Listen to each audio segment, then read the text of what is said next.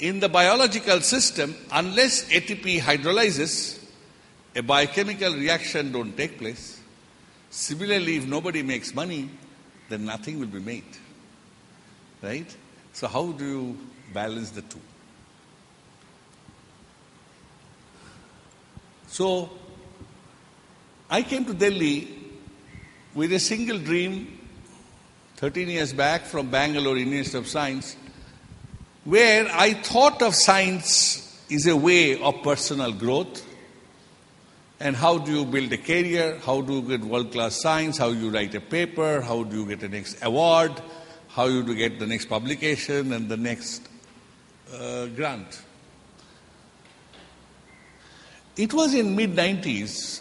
I was studying on my way to Vinod that I was interested in thalassemia. And I was thinking of looking at biological system mutation to understand certain protein function. And since I was interested in genomics, I was a member of the Hugo, but I was very, very interested in writing a paper. But I was not thinking of solving the problem. So I went to Calcutta, where I was born, and went to Ramakrishna Mission Hospital, where I was born, and then I saw a lab where they are actually looking at and screening patients. And they were using old technique, some paper chromatography approach. So I realized that I have the PCR, I can design oligo, I can do this, I can do that. I have the first sequencer in India, automatic sequencer. And why can't we use this? So although I went with an objective to do discovery, to write a paper, my mind changed, seeing the suffering of the patients and the mothers who brought those children who are thalassemia. I felt all my knowledge is useless if it cannot be used. So I decided to dedicate 20% of my automated DNA sequencing facility to thalassemia screening and decided to develop primers and standardize PCR so that the disease can be detected in the carrier. And many of you know that if you are a mother is a carrier, father is a carrier, both if get married and have children, there is a 50% chance, 25% chance they will have a diseased child and 50% chance they will have a carrier. Therefore, if you don't marry, and the best example is a state, Cyprus, which is a Christian state, where abortion is not recommended, who decided to do this screening and who are completely free of thalassemia. So I was very keen that this needs to be done. And that small lab, 100 square feet, go in a stool. I come from Indian Institute of Science, big institute, big professor, big awards, big recognitions. So I used to go there, sit there, to the student, and eventually established. And several years back, I went back, and I saw there are 16 photographs of children face. These are the children who were born out of the prenatal analysis without the disease, although their parents were both carriers. And that made me feel very happy. And I think I had more happiness than the papers I wrote in PNAS or JBC or JAX. With that mind in 96, I heard Dr. Abdul Kalam. And I realized that it is possible through the government system to do something very big.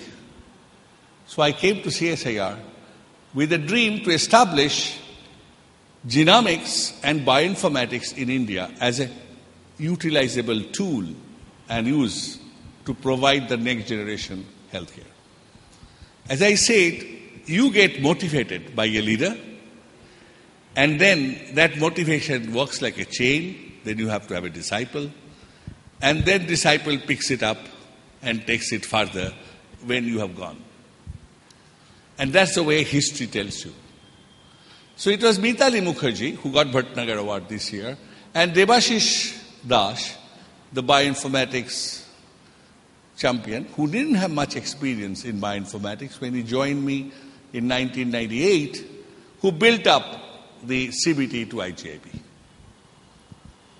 So when I was finishing that work, Indian genome variation, I realized that this has happened.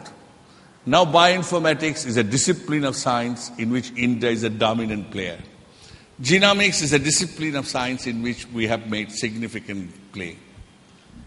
What is next? I felt that 1998, the sequencing has been done for the human, when we had, I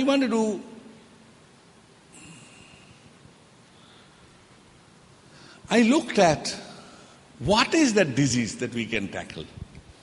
And tuberculosis came out obvious because 1,000 people die every day.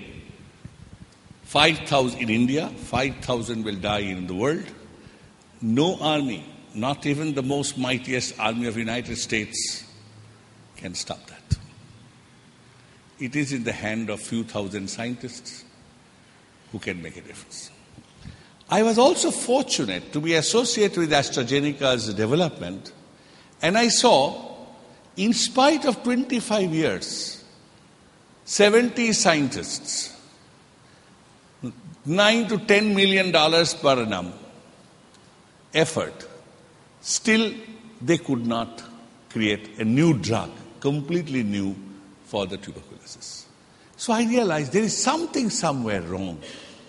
And we are approaching the problem differently. So why I said we are approaching the problem differently? Because of this. Somewhere, if you look at Alexander Fleming, never patented penicillin. Louis Pasteur, for whom we all take the pasteurized milk, didn't patent it. The only disease that we have got rid of completely, smallpox, the vaccine, is generic. So anything, this world, somewhere something went wrong, and we got into a route where we started putting a strong fence, the way you put around an expensive factory. Imagine all Kerala's paddy field, you start putting electrical fence. What would be the cost of rice? Will it work? No. What do? You put a scarecrow. And this is the human genome sequencing learning. People originally thought they'll patent it. Then they figured out it is too expensive to patent. And what level you will patent? You will tell the DNA sequence, RNA sequence, expression profile, proteomics, protein level. You will patent. Therefore, it is best to give it open. So the whole world has given the entire human genome open. The second learning, that entire Linux has worked with the young people. So what is that AstraZeneca, the Bangalore does not have, whereas what I have?